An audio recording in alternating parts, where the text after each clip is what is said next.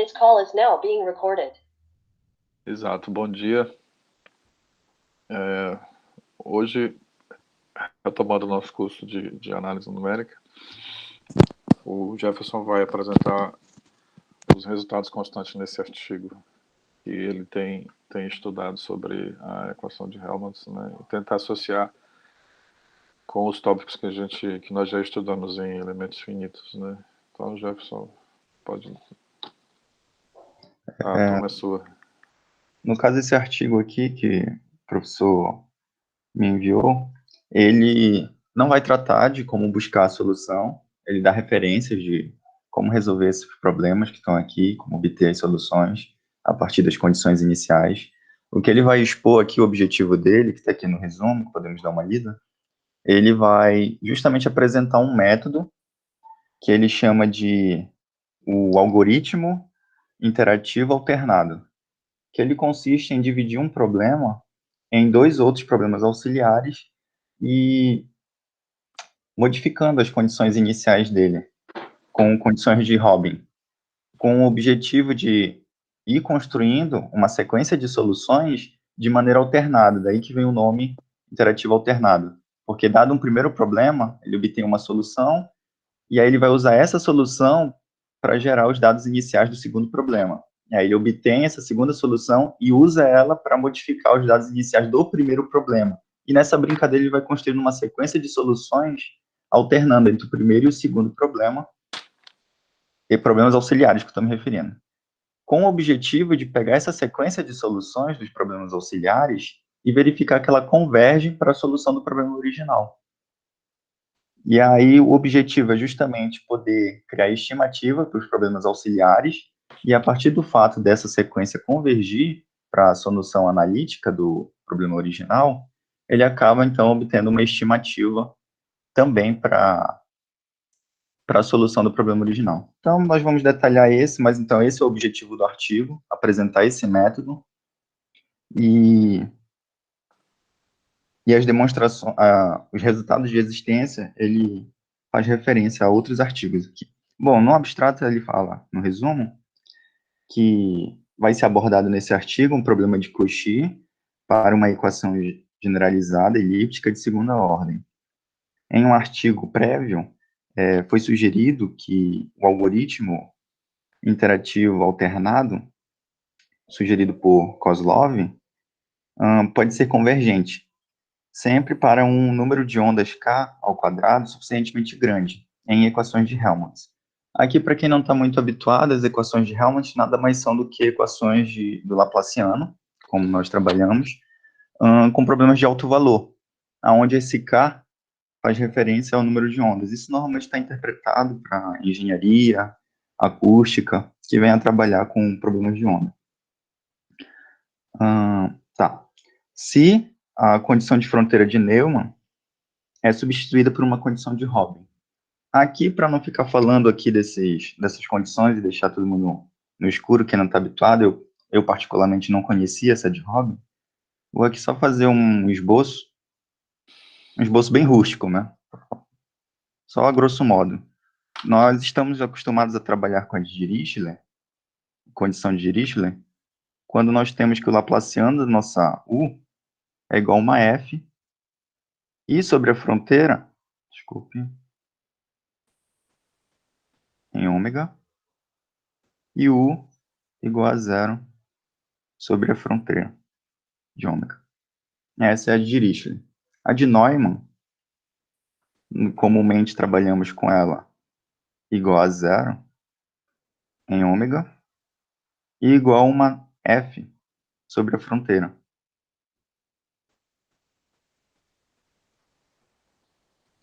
Essa condição de Robin que ele trata, ela é uma mescla, mais ou menos, dessas duas, aonde nós vamos considerar o nosso operador igual a zero em ômega, e a nossa U igual a uma determinada função, f, na fronteira de ômega.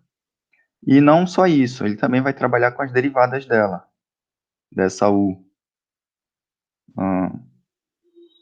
mais uma Uzinha, igual a uma G. Ou seja, ele também trata dos valores iniciais das derivadas da U em cima da fronteira também. E isso é basicamente o que caracteriza, a grosso modo falando, o que seriam as condições de Robin. Ele faz uma mescla desses dois, trabalhando também com informações iniciais sobre a derivada, sobre a fronteira. Bom, ok, retomando neste artigo, prova-se e demonstra, mostrando que o algoritmo interativo alternado para as condições de Dirichlet-Robin são, na verdade, convergentes para um operador genérico elíptico. Para alguns parâmetros em Robin considerados, são escolhidos apropriadamente.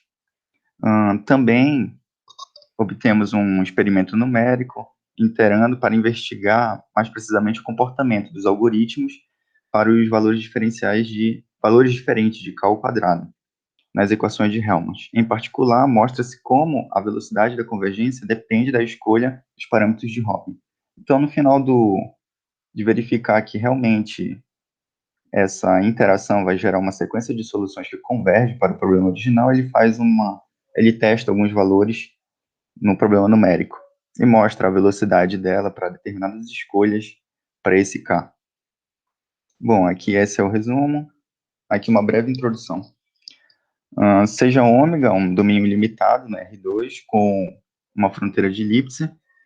Bom, aqui para quem já está habituado em trabalhar com geometria riemanniana, sabe que normalmente precisamos de certas condições sobre o nosso domínio, principalmente na fronteira, para se valer alguns resultados do traço, para estender. E aqui, não muito diferente, vamos precisar desses resultados. Vamos estender sobre a fronteira o comportamento da nossa U. Então, é natural se esperar que ela tenha uma fronteira liptesiana, ou seja, suave. Ômega, que vamos denotar. Não, desculpa, gama. Dividida em duas partes disjuntas, gama 0 e gama 1, tal que elas têm em comum uma fronteira suave também, em gama, e aonde o fecho delas é justamente, a união dos seus fechos é justamente a nossa gama maiúscula, gama grande. E o problema de Cauchy, para as equações elípticas, é dado da seguinte forma. Aqui com a condição em cima de gama 0, onde a nossa Uzinha é igual a uma F, e aonde esse N é o conormal. Essa conormal, ela não é necessariamente anormal. Eu fui atrás desse conceito porque foi a primeira vez que eu vi ela surgindo aí. Ela é basicamente, se trabalha com o que eles chamam de antivariante. Ela tem um conceito bem atrelado com a geometria diferencial. O que eu pude entender dessa conormal é que, em essência, ela é tangente com relação ao nosso domínio e, ao mesmo tempo, ela é normal com relação à nossa fronteira. Mas, em essência mesmo, a conormal é definida dessa forma como está aqui. Ela é conormal se ela pode ser escrita dessa maneira. Então, quem tiver mais interesse pode buscar isso em geometria diferencial, vai encontrar um pouco mais de interpretações para ela. Mas basta algo ser definido dessa forma envolvendo as derivadas da U e um vetor normal, isso define a conormal. Voltando aqui, ok. Aonde a Ni é um vetor unitário normal, a nossa fronteira, e a JI, A, é uma função de valores reais, limitada, e tal, que nós temos essa simetria aqui, e ela é limitada nesse sentido, como ela é dado nessa expressão. Bom, essa expressão nem é numerada porque ela não vai ser usada ao longo da demonstração, mas isso aqui é um resultado provavelmente importante para mostrar a existência de solução. Como eu falei, não vai ser abordado nesse artigo. Apenas o método. Ok. Onde f e g são funções específicas de Cauchy, uns dados em cima de gama zero, com um certo nível de ruído, e nós buscamos soluções de valores reais para o problema 1.1, onde iremos sempre assumir que a solução trivial é uma solução para o problema, em particular também, isso também vale para as equações de Helmholtz. Esse problema de Cauchy inclui a equação de Helmholtz, no caso, claramente, ela não está na sua forma mais simples, mas a partir desses artigos aqui, podemos ver que isso também vai construir uma equação de Helmholtz. E ele aqui, ele vende o peixe, né, falando que isso vai surgir os principais artigos para problemas de engenharia, que vão envolver ondas eletromagnéticas ou acústicas, e dá aqui alguns exemplos de aplicabilidade. Vamos pulando essa parte aqui. Bora voltar aqui onde ele volta dando algumas informações sobre esse método. Esse método, esse algoritmo interativo alternado, tem muitas vantagens comparado com outros métodos. Muito importante, é fácil implementar, que somente requisitos de soluções e sequências bem postas. Contraste, métodos diferentes. Ok. Aqui ele vai falar que, apesar de ter outros métodos, dependendo do problema, podemos ter outros métodos com relação a esse algoritmo. Só que um grande problema nele é que isso nem sempre nos vai dar uma convergência. Essas soluções nem sempre vão convergir para o nosso problema original. E ele veio obter isso justamente ao fazer a modificação das condições iniciais e utilizando as condições de Robin, que foi a que eu falei já, envolvendo as derivadas da U sobre a fronteira. E aqui ele fala isso aqui mais precisamente. Neste trabalho, nós formulamos o problema de Cauchy para um operador generalizado elíptico de segunda ordem e consiste do algoritmo interativo alternado sobre as condições de Dirichlet-Robin, assumindo que o operador elíptico, com essas condições de fronteira, é positivo, mostramos que o algoritmo é convergente. Provado, claro, para alguns parâmetros em condições de Robin escolhidas apropriadamente. A demonstração a seguir, basicamente, são as mesmas linhas, ou seja, ele se debruçou sobre os passos de 13, mas com umas certas mudanças, para um caso mais geral, de uma classe de operadores, e para a condição de Robin sobre a fronteira. Nós também fizemos um experimento numérico para investigar mais precisamente como a escolha do parâmetro de Robin influencia a convergência da interação. Bom, agora bora começar aqui.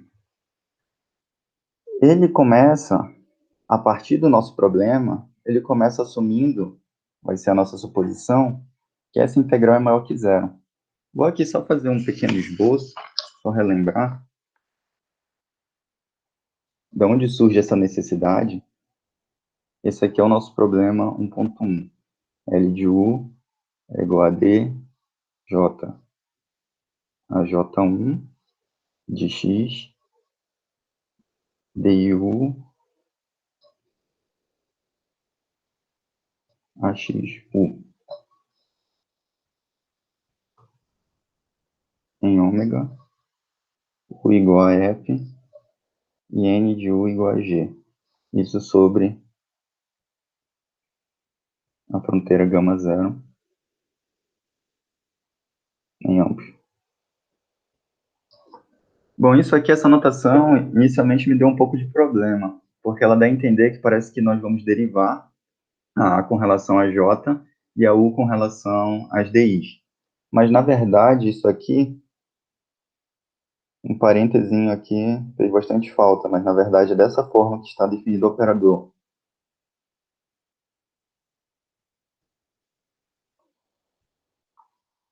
DU, isso. A gente considera esse parêntese. No caso, isso aqui, se formos olhar, isso nada mais é, se formos olhar na maneira da nossa operação contínua, que A grade de U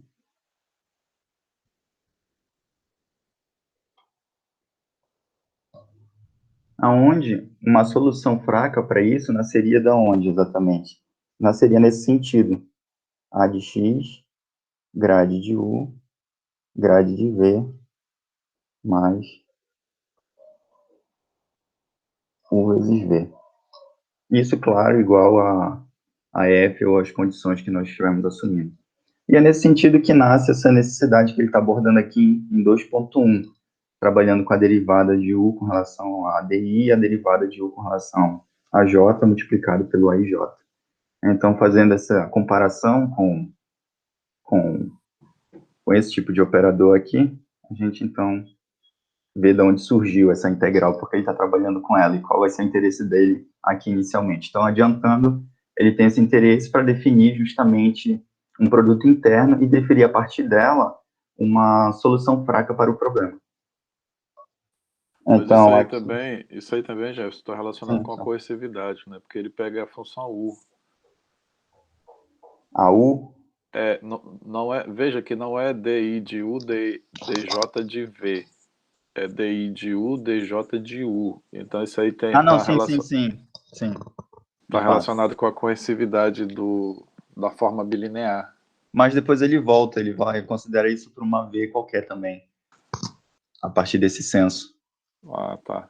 Quando ele for... Aí eu só estou adiantando aqui os bois mesmo, porque eu estou querendo já explicar um pouco ela de onde ela vem, mas realmente ele usa essa coercividade e usa a ideia de produto interno.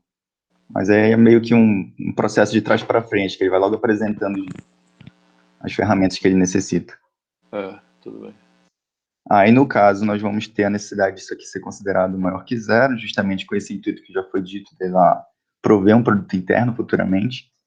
E então, isso aqui nós supomos que isso vai estar acontecendo, maior que zero para toda U pertencente ao H1 de ômega gama. Se for notar esse espaço aqui, ele nos apresenta onde H1 de ômega gama consiste de todas as funções U, que são elementos da H1 e que desaparecem sobre o gama. E a partir dessa definição, ele nos fala que verá futuramente, ainda na seção 3.2, como realmente iremos verificar, esse 2.1, temos algo relacionado com ele, que é esse 2.2, que ainda vai ser apresentado.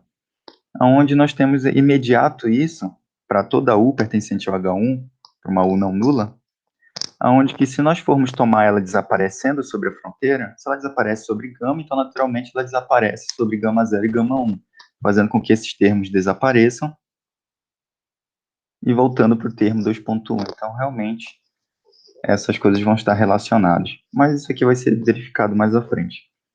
O motivo dele estar apresentando logo isso na frente é para poder fazer sentido esses problemas auxiliares que vão ser tomados agora. No caso, como eu falei, dado o nosso problema original, a gente vai construir dois problemas auxiliares, que é o 2.3 e 2.4, utilizando justamente aqui, onde temos esse termo aqui, essa NU, que é a conormal, que trabalha com as derivadas e com a normal. Então, ou seja, nós temos umas informações das derivadas da U sobre a fronteira, e temos a U também definida como uma função sobre a fronteira, onde nosso operador é igual a zero sobre ômega. E essas aqui são as nossas condições de Robin. Veja que nós alternamos algumas informações, onde isso aqui era do nosso problema inicial, e essa também. E acrescentamos outras informações sobre gama 1 que não tínhamos inicialmente, para que a gente possa solucionar esses problemas. Bom, e aqui ele vai definir aonde nós vamos pegar esses dados iniciais, essa F0 e essa G0. Elas vão ser pegadas no espaço fracionário H meio, definido sobre o gama 0. Aí nasce a pergunta, por que a gente vai pegar em cima desses espaços fracionários? Bom, o intuito nasce justamente porque vamos trabalhar com derivadas. No caso, nos espaços fracionários, a norma dele é oriunda de... Ela nasce a partir de transformadas de Fourier. E no caso, essas transformadas, elas vão pegar derivadas e vão associá-las a polinômios, o que torna muito mais fácil, não diria mais fácil, mas torna muito mais viável trabalhar com isso em busca de soluções. Então, quando vai se mostrar a existência, é natural ir buscar em espaços fracionários quando a gente está trabalhando justamente com essas derivadas. Então, com esse intuito, ele busca em cima do espaço fracionário, e não apenas por isso, que assim, quando houver necessidade de voltarmos para o nosso espaço H1, o espaço fracionário nos garante alguns resultados de extensão. Podemos estender elementos do H1 para o H, do H meio, desculpa, para o H1, através de determinadas extensões. Então, a qualquer momento, quando for necessário voltar por ela, podemos fazer uso de extensões e, ao mesmo tempo, poder trabalhar com normas que são oriundas da transformada de Fourier. Então, assim, é esse o motivo de estarmos buscando essas coisas em espaços fracionários. Bom, aqui ele nos diz que a F0 é tomada em H meio, a G0 tomada em menos meio, onde claramente isso aqui vai ser exposto, mas isso aqui é o dual da H meio com suporte compacto, e eta também tomada em H menos meio, e φ tomada em meio também. Esse problema possui uma única solução de acordo com 20, isto é, isso aqui já é um problema que já foi verificado a existência de solução. Mas, como eu falei, o objetivo daqui é construir uma sequência de soluções. E, para isso, ele vai apresentar agora como funciona o algoritmo. Bom, o algoritmo, para a primeira existência de solução do problema, nós vamos tomar F0 igual a F, a G0 igual a essa maneira que está aqui exposta, onde a F e a G são dados iniciais do problema de Cauchy, em 1.1. Então, nós vamos ter que a U0 é obtida a partir da solução de 2.3, assumindo a F0 dessa forma, igual a F. E como não temos nenhum dado para eta, nós assumimos um eta arbitrário. E assim nós obtemos a nossa U0, a primeira solução.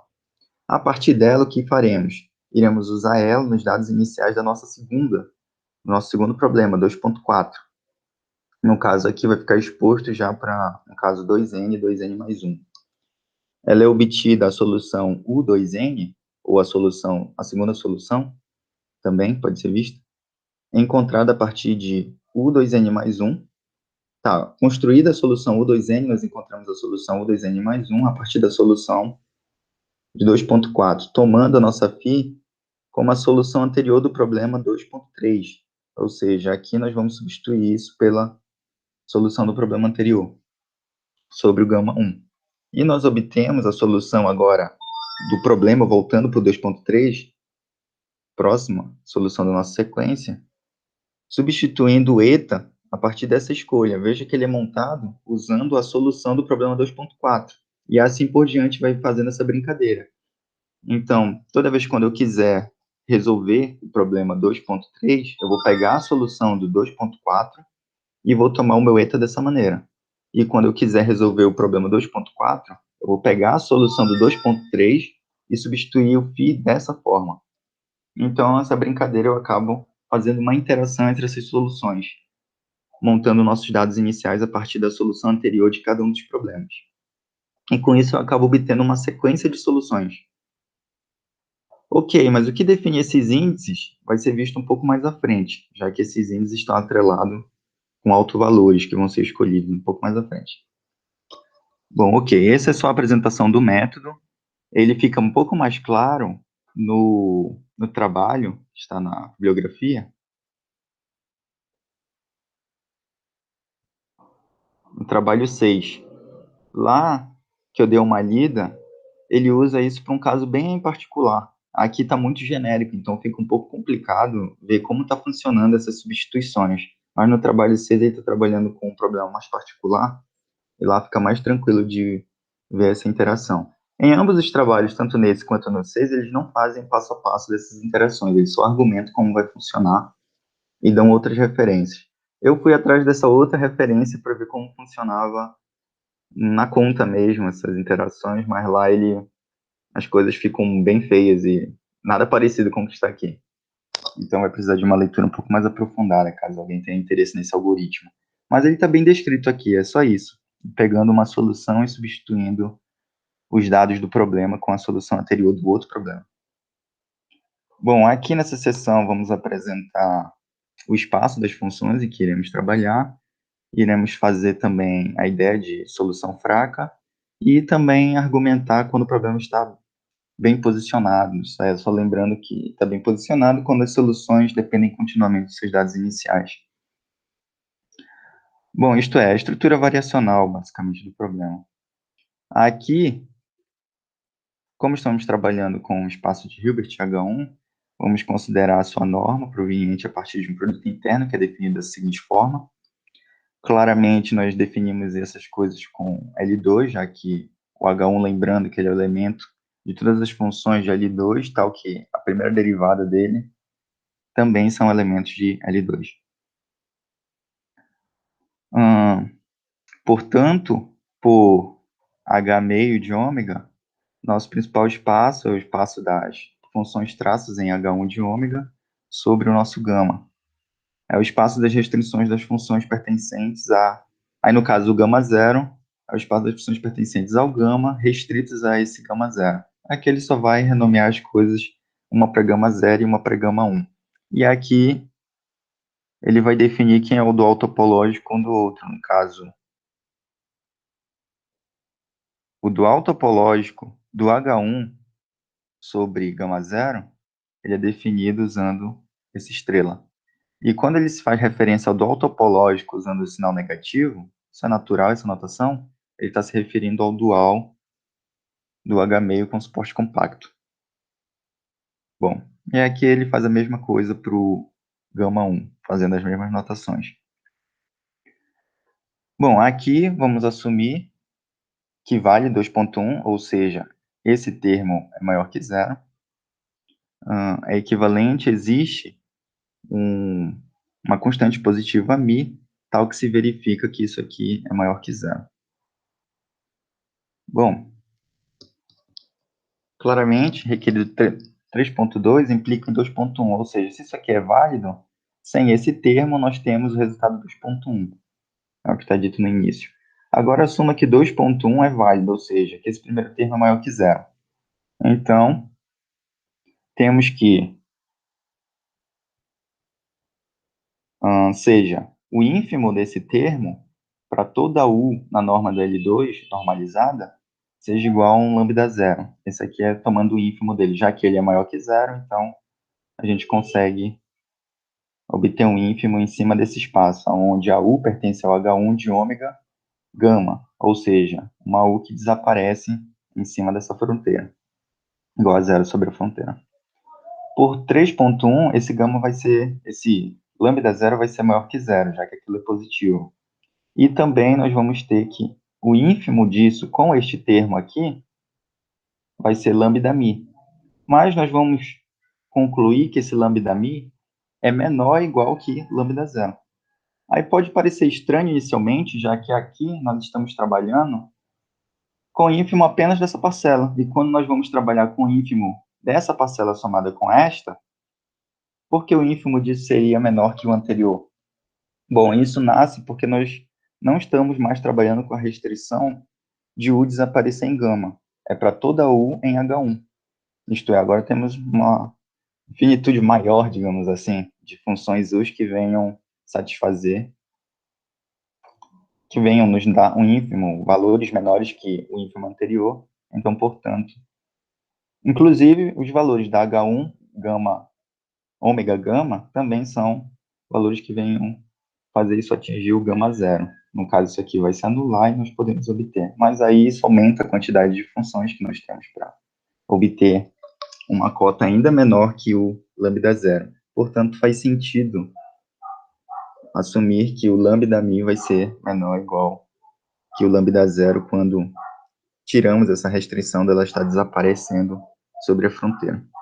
Aí, no caso, portanto, já que nós estamos trabalhando com algo crescente, nota que essa mi, ela está associada, essa lambda mi está associada com o mi multiplicando esse termo.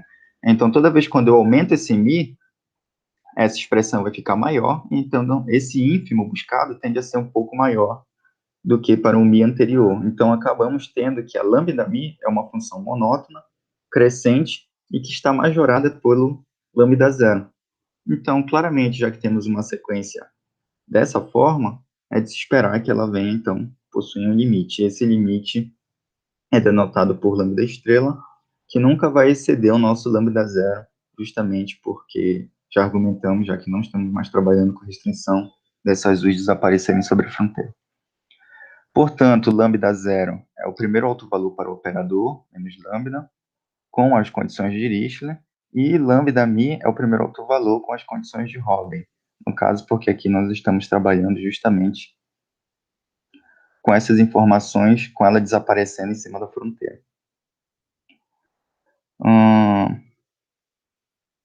Ok. Com Robin, com a condição disso aqui ser zero sobre o ômega, certo? Vamos mostrar que essa sequência de lambdas, mi, converge para um lambda zero quando o mi converge para o infinito, ou que ou equivalentemente verificar que o lambda zero é igual ao lambda estrela, ou seja, essa sequência converge e vai convergir para o primeiro autovalor do... não tem aqui? Dessa expressão. Ok. Bom, para isso, nós pegamos uma autofunção associada ao nosso lambda mi, uma autofunção normalizada, o que é de se esperar, já que há um autoespaço associado à autofunção, então é natural pegar a normalizada. E nós vamos ter que o lambda zero é maior ou igual que todo lambda mi, que é escrito dessa forma. Aqui eu fiz uma pequena correção, porque ele está considerando ela negativa no artigo original. Mas isso não faz sentido, porque a partir desses autovalores ele vai associar o produto interno. Então isso aqui tinha que ser positivo. Caso contrário, para determinados A's, esse produto interno, mesmo para U aplicado em U, isso aqui poderia ser negativo para algum A. Então isso aqui só podia ser positivo, deve ter sido erro de digitação. E aí, portanto, já que essa lambda U é majorada por uma lambda zero, então é de se esperar que existam outras cotas superiores, e no caso tomamos uma C, e é onde isso aqui vai definir justamente a nossa norma, no nosso espaço H1, e aqui o termo, isso aqui limitado por uma C. Onde C não depende da Mi, isso implica que nós podemos escolher uma sequência, UJ, com o J indo de 1 até o infinito, aonde essa UJ vai convergir para o infinito à medida que J cresce. E tal que essa sequência é fracamente convergente em H1. Essa fracamente convergente ele obtém claramente a partir dessa expressão, aonde a soma desses dois termos positivos é limitado, então cada um dos termos é limitado. Claramente isso aqui é a norma no H1, então nós temos que a sequência UMI, ela é limitada por esse C. Se ela é limitada em esse espaço de Hilbert, então ela, espaço Sobolev, ela, por ser limitada, ela converge fraco. Possui uma sub que converge fracamente. E essa sub ele justamente denotou usando o índice J. E usando as imersões compactas, se ela converge fraco no H1, então ela converge forte no L2. E aí ele obtém, então, que essa sequência, o MiJ converge fortemente no L2. E aqui essa expressão aqui não faz sentido, porque isso aqui não é limitado, deve ter sido outro errozinho de digitação. Porque essa MiJ, ela está explodindo para o infinito, à medida que J cresce. Então, se eu jogasse isso aqui na norma, essa coisa aqui não seria limitada. Então, acho que só foi um erro de digitação, não sei qual era a expressão que ele queria colocar aqui, mas não vai comprometer em nada os resultados.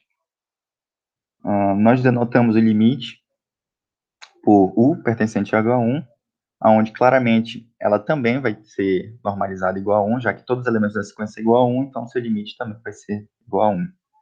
E, portanto, U é não nula. Mas, além, U pertence ao H1 desde que isso aqui está ocorrendo. Bom, note H1 gama, ou seja, ela é uma função que pertence ao H1 e que desaparece sobre a fronteira. Já como eu falei, se notar esse lado aqui, dessa desigualdade com esse segundo termo, ela é menor ou igual com a soma, então, omitindo o primeiro termo, ela é menor ou igual que C, passando o Mi, dividindo, na verdade, essa desigualdade por Mi em ambos os lados, nós vamos obter essa informação que está aqui. Aonde, para um Mi suficientemente grande, nós acabamos tendo que essa coisa vai ficar presa por algo que está decrescendo. Então, portanto, é de se esperar que ela vá desaparecer sobre a fronteira ômega, ou seja, isso aqui vai tender para zero. Então, portanto, é válida essa argumentação que está aqui, da U ser um elemento de H1 que desaparece sobre a fronteira ômega. Denotamos também o limite, agora trabalhando com J convergindo para mais infinito, o limite da sequência lambda estrela. Assim, nós temos que... Deixa eu voltar aqui. Bem aqui, deixa eu escrever uma passadinha. Nós tínhamos que a nossa lambda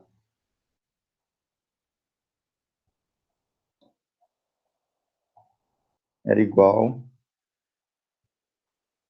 o ínfimo dessa expressão, AJI DI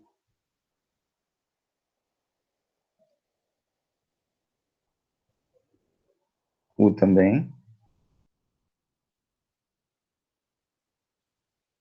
E aqui. O Mi. Também sem conterminação aqui. Ao quadrado. Ela era o ínfimo tomado nessa coisa. Para uma U pertencente ao H1, deixa eu relembrar também aqui. Dado dessa forma aqui a nossa lambda. Na feita que não vamos mais considerar ela, então isso aqui é a mesma coisa que está considerando isso dividido pela U L2 de ômega. Quando a gente esquece essa restrição aqui, só lembrando aquelas equivalências de ínfimo, ou seja, trabalhar com esse ínfimo, alguém está trabalhando com essa divisão, e aí então pegamos isso aqui e multiplicamos com esse outro termo. Então daqui nasce esse resultado. E aí, como eu havia falado, aquilo era para V igual a U. No caso aqui, ele estende esse resultado para toda V, ou seja, com o intuito de fazer nascer a ideia de solução fraca. Então, ele acaba associando aquele resultado lá dessa maneira. Então, esse termo que está aqui surge justamente a partir daquele ínfimo, e ele estende esse resultado para V pertencente a H1 de ômega gama.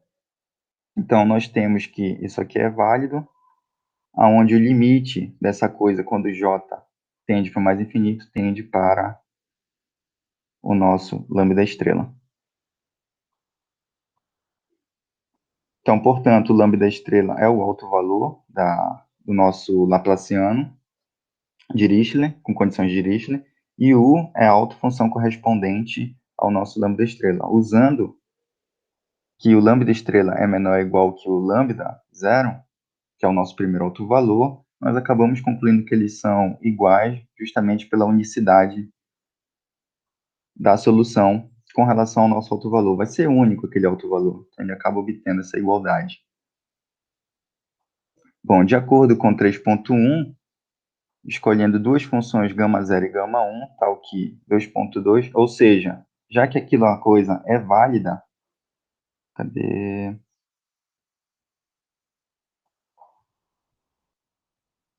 Só um instante, bem aqui, isso é válido para qualquer mi, ele acaba escolhendo os mi's particulares, que ele vai chamar de mi0 e mi1, e abre, ao abrir o nosso gama, justamente no que ele é composto, com γ0 e γ1, acabamos obtendo esse seguinte resultado, aonde isso aqui vai constituir uma forma bilinear,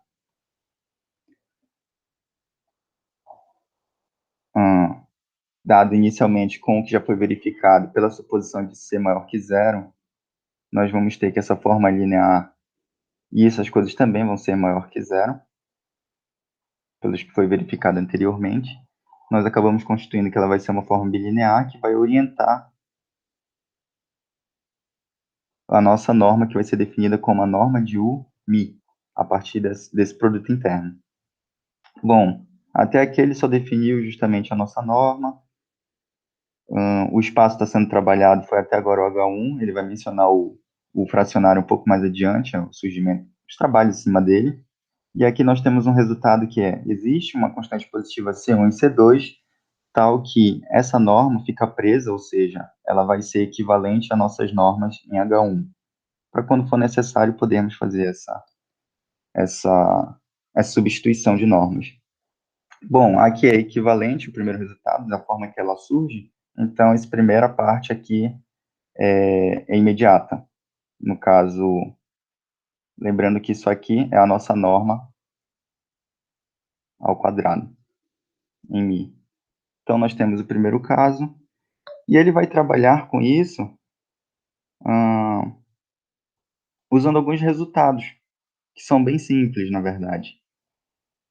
Para provar a primeira desigualdade, por contradição, assume-se, então, vai supor, por absurdo, que que nós buscamos essa sequência de funções não nulas, tal que essa coisa vale nesse sentido.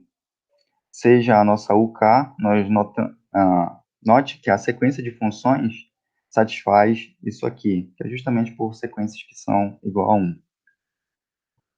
Portanto, nós vamos ter esse sentido, essa desigualdade, por algo que está... Deixa eu lembrar... É limitado, existe uma sequência de sequências anotadas. Essa função...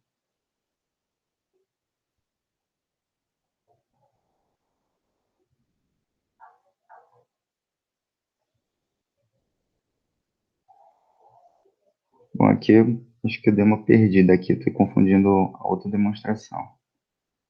Tá, para ver com calma. Para provar a primeira desigualdade, nós argumentamos por contradição e assumimos que a desigualdade não é válida. Ou seja, temos isso aqui para qualquer K, certo? Seja a UK dada dessa forma, como algo que vai ser normalizando a nossa BK, note que a sequência de funções UK em H1 satisfaz isso. Isso aqui é como a forma que ela foi dada. Portanto, nós temos isso.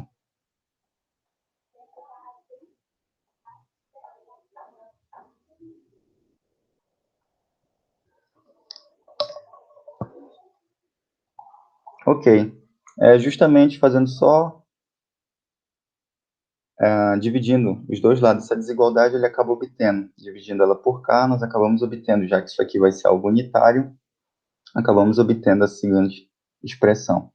Sim, certo. Onde isso aqui vai ser limitado, claramente, e assim a nossa sequência UK, lembrando que isso aqui nada mais é que a nossa norma das UKs ao quadrado.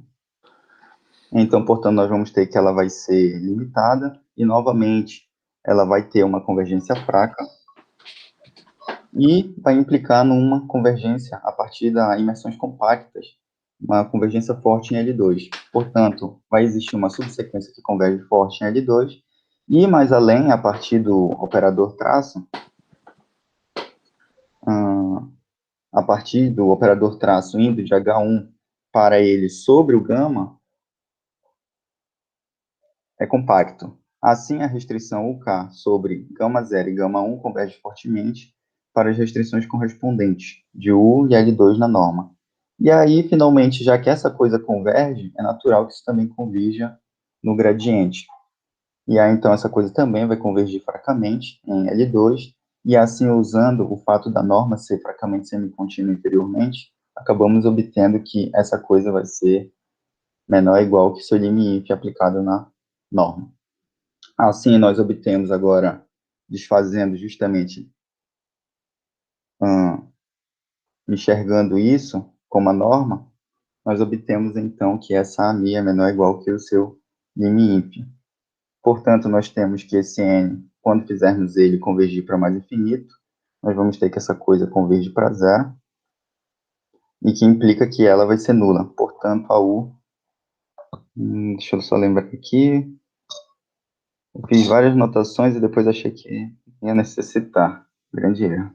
Só verificar aqui de novo. A N está sendo tomada aqui, associada dessa forma, sim. Claramente, se a nossa K for a nossa N associada, ao fazer esse K crescer muito, ou seja, fazer a nossa N crescer muito, isso aqui faz com que a nossa UK tenda a zero. Então, é essa N que ele está fazendo referência. Portanto, assim, nós vamos ter que ela converge para zero, isso implica que ela vai ser uma solução nula. Portanto, ela converge fortemente para o zero em L2, e nós vamos ter, através da extensão do traço, que ela vai convergir forte na restrição do gama zero em L2. E, a partir disso aqui, nós vamos então ter que o supremo, o lim sup dessa coisa, é igual a zero. O que vai contradizer 3.4, já que nós tínhamos verificado que aquilo tinha norma igual a 1. Então, portanto, supor que aquela desigualdade não é válida, acabamos tendo esse absurdo. Então, é válido aquele sentido da desigualdade dos dois lados. Bem aqui, supondo que nós fomos que isso era válido para todo o K. Bom, aqui ele vai fazer agora no censo com o objetivo de definir solução fraca. Ele vai trabalhar com uma U, no caso aqui, supondo que essa U venha a ser 0 sobre a fronteira gama 1, então o termo que estava aqui somado, gama 1, vai se anular. E aqui, supondo uma solução U que venha se anular sobre a gama 0, nós vamos ter, então, que a partir daquele resultado acima, daquele produto interno, nós vamos ter nesse censo aqui, coisas trabalhando para definir a nossa solução fraca. Bem aqui ele faz a exposição dos espaços que ele está trabalhando. Se formos trabalhar com H1, com funções que desaparecem no gama 0, então nós vamos estar trabalhando com esse tipo de definição para solução fraca. E se estivermos trabalhando com soluções aqui, onde desaparecem no gama 1, então vamos estar definindo solução fraca nesse sentido. Bom, seja U pertencente ao H2, satisfaz a equação elíptica através da identidade de Green, usando justamente o fato disso aqui ser um campo vetorial, já que está associado com a nossa NI, a nossa norma exterior, nós temos a seguinte identidade. E adicionando esses termos, no caso, somando em ambos os lados, nota que ao fazer isso,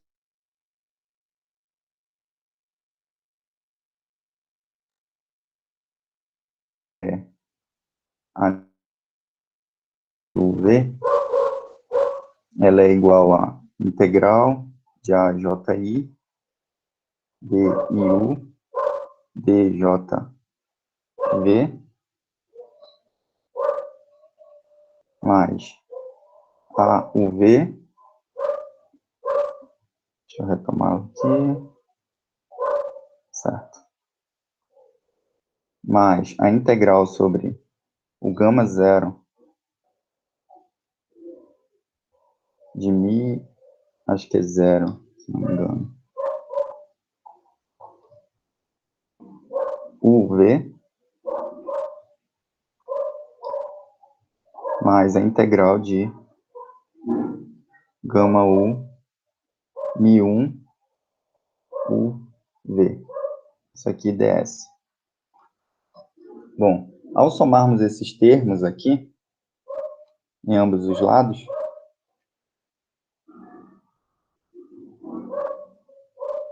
ele soma aqueles termos e identifica isso aqui justamente como o nosso produto interno.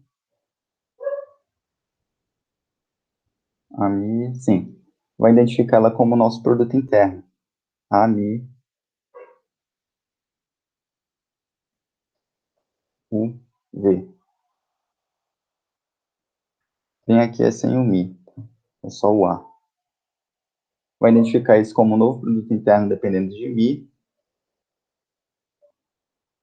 que é igual à soma dessas coisas aqui, desses outros termos, fazendo surgir essa expressão bem aqui.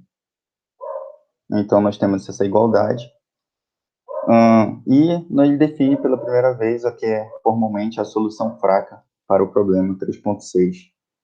No caso, ela vai ser uma solução fraca no momento em que ela está definida sobre o ômega e desaparece sobre o gama. Se ela desaparece sobre o gama, ela faz essas duas coisas se anularem.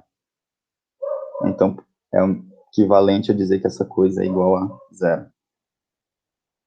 Bom, aqui ele vai fazer algumas considerações, usando justamente algumas relações sobre o teorema do traço, para obter justamente uma extensão do H1 para o H meio. Como eu já falei, as nossas funções, os dados iniciais são trabalhados em cima desse espaço fracionário, então acabamos necessitando de algumas ferramentas sobre ele.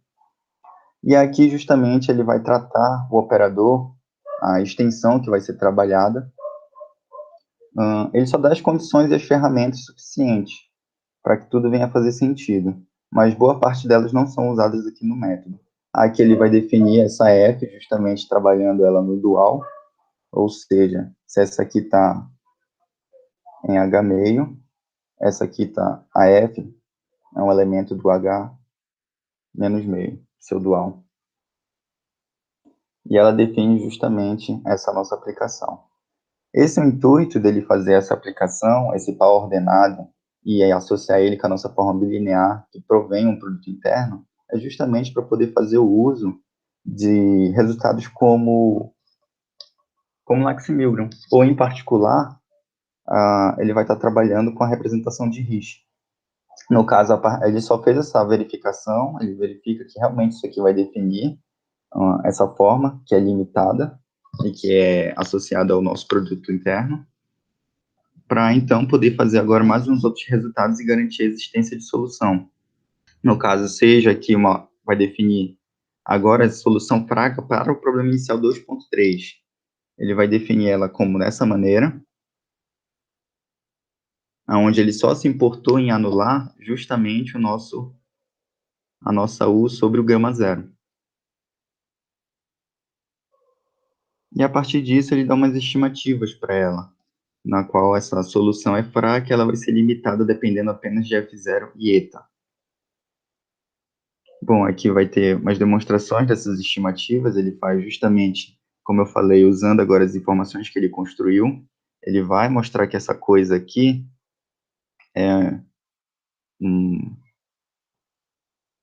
fugiu o nome, é uma aplicação bilinear, ela é contínua e ela é limitada, a partir daquele resultado que ele usou usando aquela F. Então, ele consegue aplicar essa coisa usando o teorema da representação de Risch e pode obter uma única H, desculpa, na qual ela vai ficar limitada dependendo apenas de eta e F0, que é justamente o que foi dito no lema. A próxima definição, agora ele faz as mesmas coisas, só que agora trabalhando para a fronteira gama zero, aonde essa coisa se anula no gama 1, com essa condição aqui. Bom, a partir disso, ele também dá uma outra estimativa para ela, usando as mesmas ideias da demonstração, a partir do que ele verificou que aquela forma bilinear poderia ser aplicar a representação de Riesz, ele acaba obtendo essa estimativa, que só vai depender dos dados iniciais, que são a φ e a G0, que são dados nas nossas condições de Robin. E, bom, a partir de todo esse leque de ferramentas, que é bem extenso, finalmente ele vai tratar do objetivo do artigo, que é agora que chegou, que é falar da convergência da sequência obtida naquele algoritmo interativo alternado.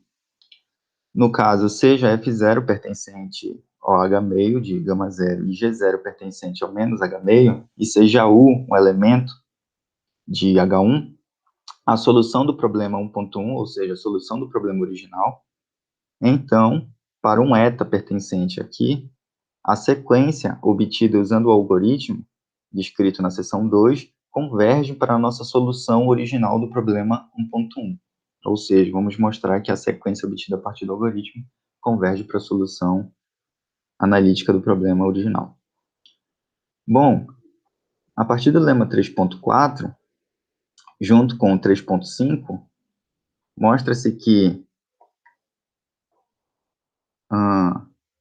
usando o eta, a nossa condição eta, dessa forma, onde a U é a nossa solução do problema original, nós concluímos que todos os elementos da sequência UN são iguais à própria U. E aí isso pode parecer estranho, porque nós modificamos o problema, construímos dois problemas auxiliares com condições iniciais diferentes, usando as condições de Robin, mas no momento em que usamos a solução original, nesses dados iniciais, acabamos concluindo, então, que todos os elementos daquela sequência vão ser sempre a própria U. No caso, deixa eu mostrar bem aqui como isso vai funcionar. Nos casos, nós temos o problema 1.1, que ele é a L de U, DJ a J1, X, D1 U mais AX U igual a zero, a U igual a F, a N de U igual a G. Isso aqui sobre a fronteira, gama zero, e isso aqui sobre o nosso ômega.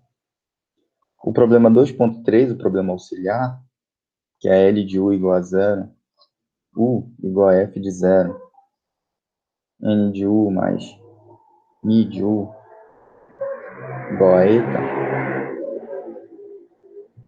em ômega. E isso aqui sobre o primeiro sobre gama 0 e o segundo sobre gama 1. E o segundo problema auxiliar, L de U igual a 0, com a N de U mais Mi0 U igual a G0 igual a φ. Isso em ômega e isso sobre gama 0, gama 1. Bom, o que nós vamos utilizar para solucionar o problema 2.3, que é aqui, fazendo uso do eta com essa cara, ou seja, usando a nossa própria U da solução do problema original.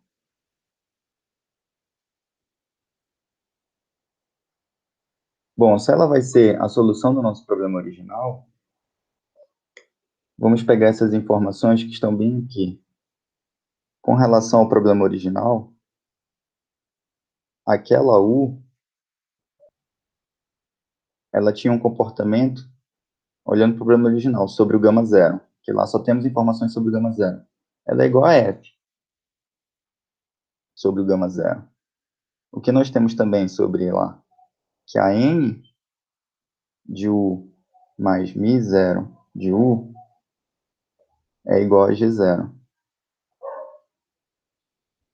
Aonde essa coisa, segundo o nosso método numérico, inicialmente ela é tomada como AG mais Mi0 de F. Ok. Só que lá, a nossa U é igual a F. Então, nós temos que a N de U mais Mi0 de F é igual a G mais Mi0 de F. Ou seja, nós vamos concluir que a N de U é igual a G. Ou seja, ao escolher o eta dessa forma, nós acabamos recriando todas as condições iniciais do problema original. Então, é de se esperar que as soluções que venham surgir a partir dessa interação vão ser sempre a do problema original. Então, é isso que se verifica que ele afirma aqui. Já que ao escolher desta maneira o nosso eta, acabamos obtendo, então, as condições do problema original sempre. E aí, isso aí, nós, por exemplo, o primeiro termo vai ser a própria U. E ao escolher o primeiro termo para integrar as soluções do segundo problema, nós vamos cair na mesma coisa, ou seja, vai ser sempre a mesma solução, sempre igual à solução anterior. E elas todas vão ser igual a U para todo N, quando fazemos essa escolha do nosso eta. Mas, ao fazer isso, note que, tomando essa diferença aqui, já que ela é igual para toda F0 e para toda G0, só depende do eta escolhido, então, em particular, essa coisa... Claro que ele não está fazendo isso aqui, essa diferença de fato. Ele só está realmente argumentando e comparando os dados, que ao fazer isso, essas coisas ficaram iguais. Ou seja, elas não dependiam da F0 e da G0, mas sim apenas das coisas da nossa eta. Então, isso é natural de se observar que isso vai ser igual à nossa UN, em particular, aplicada em F0 e G0 igual a 0.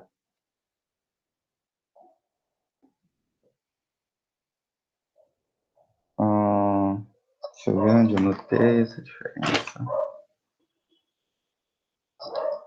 Deixa eu ver se está anotado bem aqui.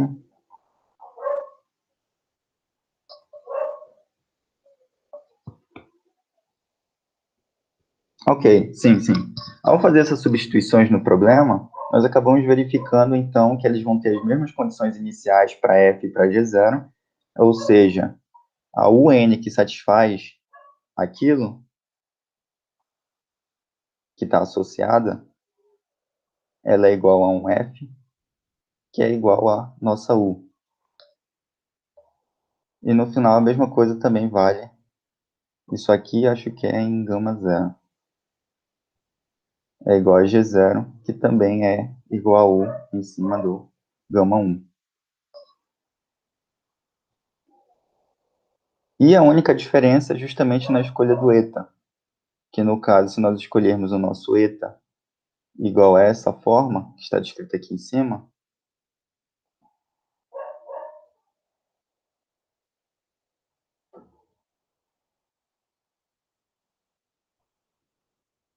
ou ela numa forma livre, que foi o primeiro eta a ser escolhido. Que a gente, no primeiro eta do método do algoritmo, a gente não tem um parâmetro para ele, a gente escolhe ele livre. Então, eu poderia chamar isso aqui de eta 1, no caso. Então, justamente, essa diferença das soluções vai depender unicamente entre esse eta associado e esse eta 1, que ele descreve aqui, mas não faz essa distinção muito grande. Pelo menos foi essa interpretação que eu consegui extrair dessa informação. Lembrando que isso aqui não é uma operação mesmo que está ocorrendo, é só uma análise dos dados. Bom, portanto, é suficiente mostrar que a sequência converge para os casos f0 igual a 0 e g0 igual a 0, e eta um arbitrário, um elemento arbitrário, a partir do h menos meio. Para simplificar a notação, nós denotaremos o elemento desta sequência de UN dependendo apenas de eta, já que essa coisa só vai depender dele.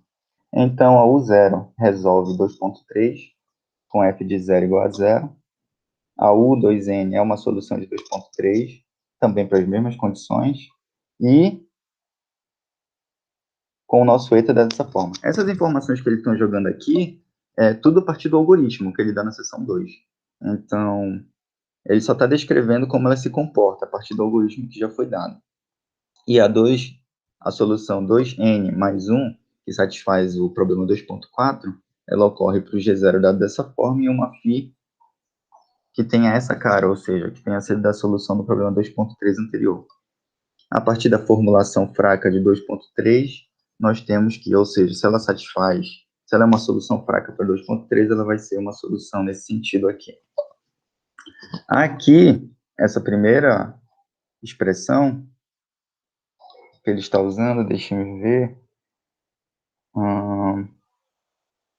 Aqui ele está usando justamente o resultado de formulação fraca. Isso mesmo. Só que ela ficou estranha, porque a forma que ele escreve, se ela for uma formulação fraca, e a U, onde ele fala bem aqui, cadê? Quem é a solução para o problema 2.3 da situação é a U2N. Então, é ela que devia estar constituindo aqui a nossa N. Mas se bem que essa coisa tende a ser meio que comutativa um pouco mais à frente. Mas mesmo assim ficou estranho, então eu preferi escrever bem aqui para ficar um pouco mais claro. No caso, aplicando esse par no nosso produto interno, apenas aplicando, sem ter conhecimento dela ser solução ou não, obtemos o seguinte resultado. Agora, a partir da definição que usa ele também para a solução fraca, se ela é uma solução fraca, então esse eta aqui é dado dessa forma, com a 2n-1, 2n-1. Porém, essa coisa aqui, se nós formos enxergar ela no produto interno, ela é o quê? Ela é o próprio A, Mi, U, 2n-1, com a U, 2n. Então, acabamos tendo essa igualdade aqui, que é a que ele apresenta. Ficou um pouco confuso essa parte aqui, mas era esse sentido que ele fala, de obter justamente essa igualdade aqui. Bom, similarmente, ele faz a mesma coisa para a solução 2.4. Aqui é um errozinho de notação, já que ele está trabalhando com a 2.4, então ele está trabalhando sobre gama zero, que é onde está formulada a solução fraca. Ele vai obter algo nesse mesmo sentido, ou seja, o produto interno aplicado na U2N mais 1 com a U2N é a mesma coisa que a U2N mais 1 com a U2N mais 1. E a partir disso, ele acaba obtendo essa relação. Qual é o intuito de fazer toda essa verificação algébrica? Ele quer chegar nessa relação, que as soluções, à medida que o N vai crescendo, ela vai decrescendo no produto interno, ou seja, a norma dela vai ficar menor, é algo decrescente. Mas para isso ele acaba usando essas formulações, esses resultados, para chegar nisso. Esse resultado aqui, ele chega nela, ele distribui todos os termos, vai fazer a distribuição, como está bem aqui do lado, e depois vai substituir esses termos a partir dos resultados que nós acabamos de ver, ou seja, a mi aplicada nessa coisa é igual a isso aqui, aplicada na 2n mais 1, 2n mais 1. A mesma coisa para essa.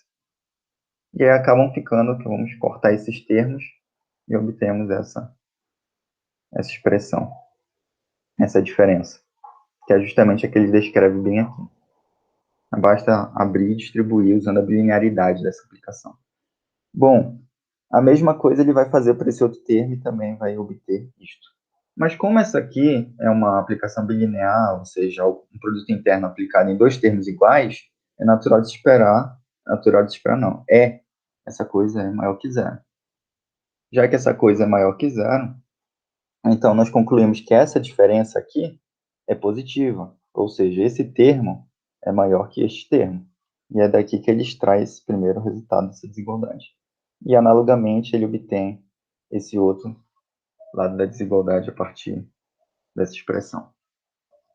Bom, com isso, acabamos de obter que na nossa forma bilinear, as sequências de soluções vão ficando cada vez menores. Ou na própria norma, na verdade, falando, vão ficando cada vez menor, ela é algo decrescente. Então, nós introduzimos, ele agora vai pegar um conjunto R, que consiste de todas as funções zeta, tal que faz com que a nossa função ou as nossas soluções convirjam para zero, quando estiverem associadas a esse eta. Lembrando que essa notação aqui só faz referência que essa solução está atrelada com o problema usando esse eta conveniente. Então, nós vamos obter, para esse eta conveniente que faz essas soluções convergirem para zero, o objetivo é mostrar que isso ocorre para todo o H menos meio, ou seja, mostrar que o R ele é todo o H. Essa demonstração vai consistir em mostrar primeiramente que ela é fechada nele e em seguida mostrar que ela é compacta. Ou seja, se ela é fechada e compacta, ela é fechada e densa. Se ela é fechada e densa, então ela é todo o conjunto. No caso, para verificar que ela é fechada, ele vai considerar, então, inicialmente, uma sequência que converge e vai mostrar que o limite dessa sequência está lá dentro.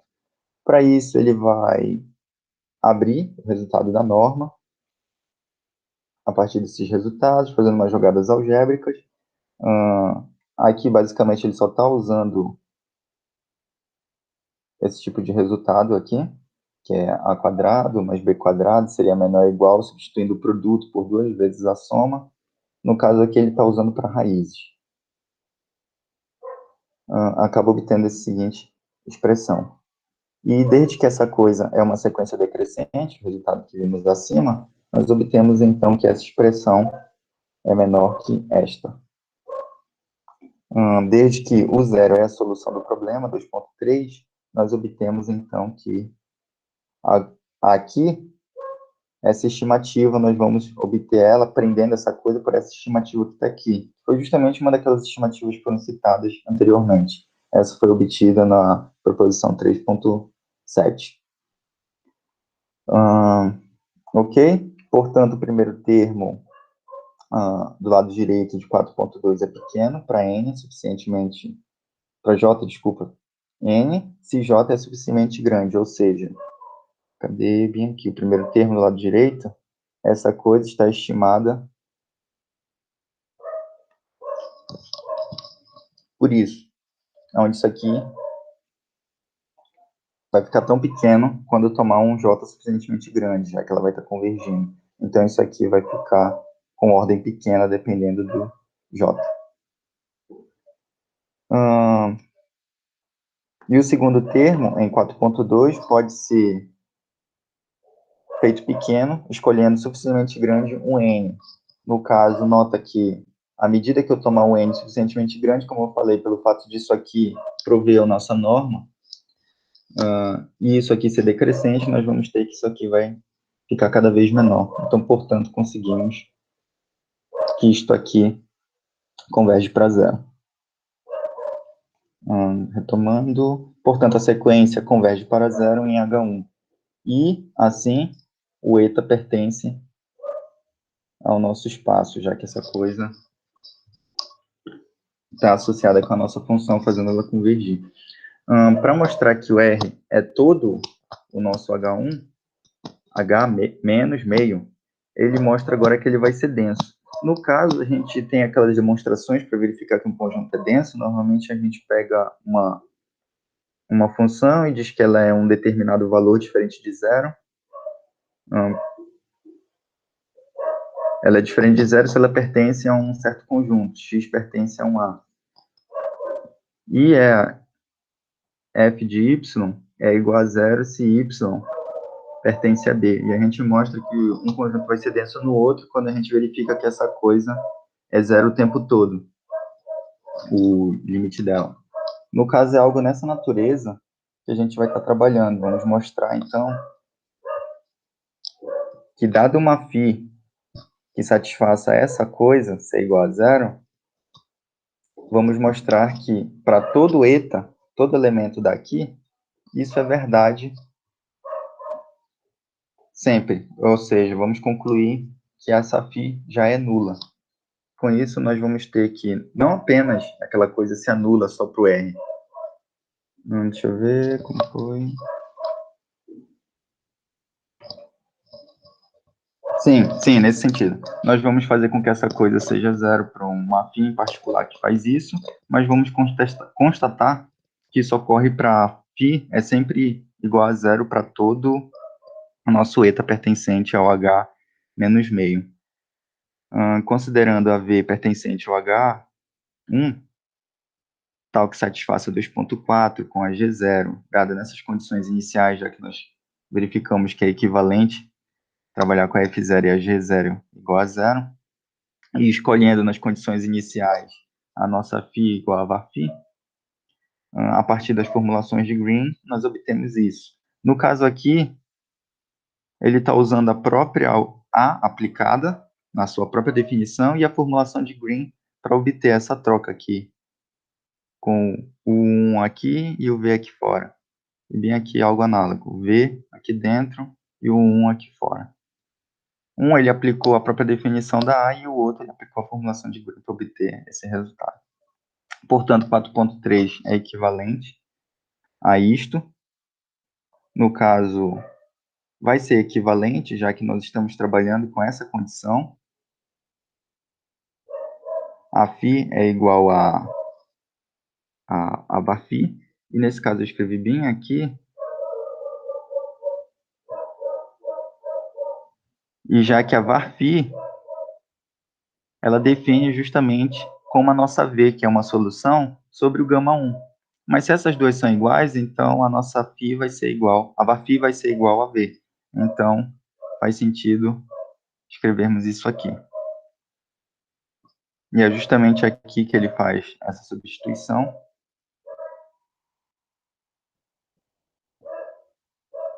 Cadê? Bem aqui.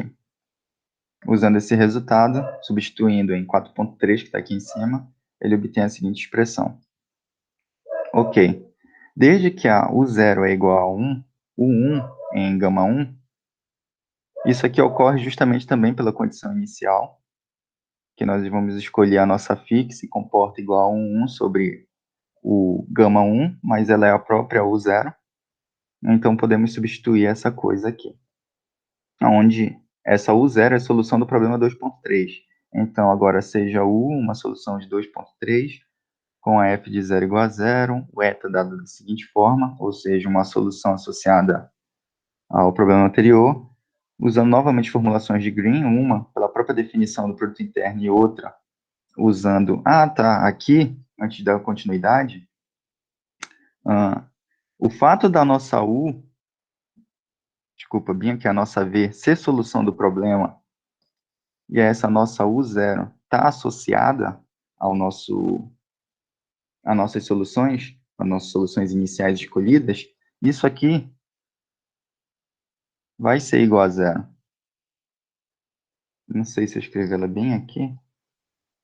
Pelo algoritmo W, a solução com eta dada dessa forma. Bom, deixa eu ver.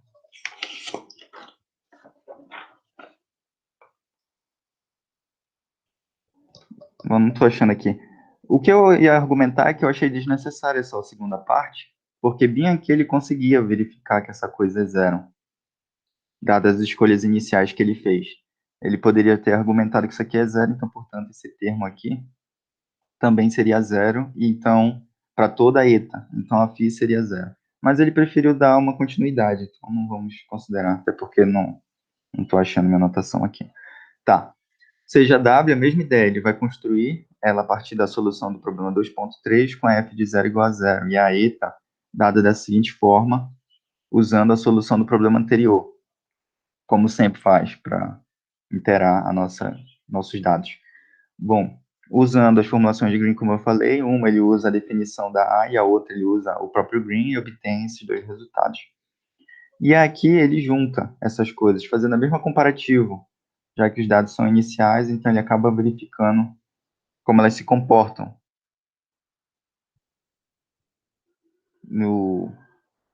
O V acaba sendo igual a W sobre a gama 1, porque ele está usando essa interação das interações, então ele acaba obtendo essa igualdade e pode obtendo a mesma natureza que foi feita a substituição lá em 4.3, substituindo esse termo bem aqui, para a própria W. E desde que essa coisa é zero, ela é zero porque justamente essa U0 está associada com o lambda zero, o primeiro autovalor, aonde a função U desaparece no gama 1. Foi daqui que surgiu que eu falei. Que essa coisa podia ser argumentada, ser zero, logo desde o início, bem aqui. E então ele já obteria que esse termo é zero e concluiria que essa φ é nula para toda eta. Mas ele preferiu dar continuidade. Bom, e esse é o argumento que ele acaba utilizando, onde ele vai concluir que essa coisa se comporta, elas são iguais em cima do gama 1, e nós temos que esses vetores são iguais, justamente dadas as condições iniciais, onde a W se comporta igual a V sobre a fronteira gama 1, e dada a unicidade da solução, ele conclui que elas também são iguais sobre todo o ômega. Mas não só isso, nós também temos, pelas condições iniciais do algoritmo, que essa coisa se comporta igual a zero sobre o gama zero, que seria o nosso f de zero, que foi considerada nula.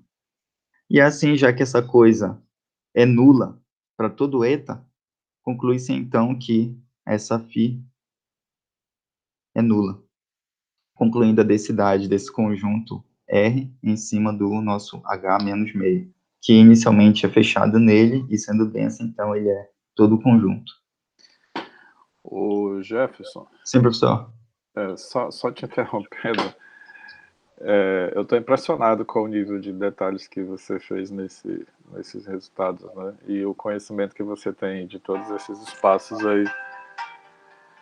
Você teria mais alguma coisa para mostrar ainda? Porque seria interessante Sim, a professor. gente... Não, essa é a finalização. Ele mostrou que essa coisa converge a sequência. Então, apesar de ter sido muita conta técnica mesmo, que até eu me embananei diversas vezes, porque eu fiz todo um roteiro aqui no esboço, mas como eu falei pro Romário, cada vez que eu treino parece ficar pior. É porque é muita coisa, muita informação. Então, tem algumas coisas que a gente até pula. Você conseguiu ir nos detalhes principais. A ideia principal, então, desse método, só para fechar e voltar ao pensamento, que a gente acaba se perdendo, é que ele constrói, então, a partir desse método de interação, uma solução cuja, dependendo da solução anterior para outro problema, ele vai interagindo ela, fazendo essa interação, próxima solução para o próximo problema. E o objetivo principal dele é mostrar que essa coisa converge para a solução do problema original. E, de fato, ele acaba mostrando, então, que essa UN converge, lembrando que essa UN aqui nasceu da diferença daquela outra UN com a U. Ou seja, mostrou que ela convergiu para a U. Então, portanto, ela realmente converge para a solução do problema original. E aqui ele faz só uma aplicação e ele faz uma apreciação com relação à escolha do nosso K, que seria o nosso autovalor para Helmholtz. E ele acaba verificando que quando o K é tomado muito pequeno, a convergência não ocorre uma divergência. Essas coisas ocorrem para um determinado K, que tem uma certa limitação, e um μ suficientemente grande. Ou seja, quando o μ é suficientemente grande, ele obtém essa convergência. Mas inicialmente ela diverge. Geralmente essa é a limitação dos métodos, né? Porque esse problema de Helmholtz tem essa dependência desse número K, que é o número de ondas, né? Mas, Jefferson, eu tenho que concluir agora. Eu vou ter Sempre que, só. eu vou ter que resolver um problema meio urgente por aqui. E aí vamos retomar na terça-feira, então. Aí eu trago um pouco mais de novidades sobre o curso e a gente comenta mais em cima do que você acabou de ilustrar aí pra gente. Mas eu estou impressionado. Particularmente eu estou impressionado com o seu nível matemático, né? Conseguir Ok, depurar professor, esse obrigado. artigo e explicar ele aí pra gente. Esses espaços fracionários, eles não são triviais, né? Não, não, mas eles são bem úteis na hora de pegar uma extensão para trabalhar. O teorema do traço também, ele faz a aplicação do teorema do traço, isso é importante. Bem, gente, Sim. então é isso. Quando a aula estiver disponibilizada, eu envio para vocês. Jefferson, enviei lá pro teu e-mail, tá? Tá ok, professor. Beleza, Tá lá no sim. Telegram. Tá lá no Telegram Parabéns, Jeff. também. Bacana aí. Até E mais. aí depois eu vou passar uma proposta para cada um de vocês aí. Aí depois informa pro Cleiton e pro Ronaldo que a gente teve uma aula hoje, que depois eu vou disponibilizar o vídeo lá. Tá bom. Até mais. Bom almoço aí, boa tarde. Valeu, galera. Boa Bom tarde. almoço. Tá ok, gente. Um abraço. Beijo, Parabéns, pessoal, boa Jefferson. tarde. Abraço.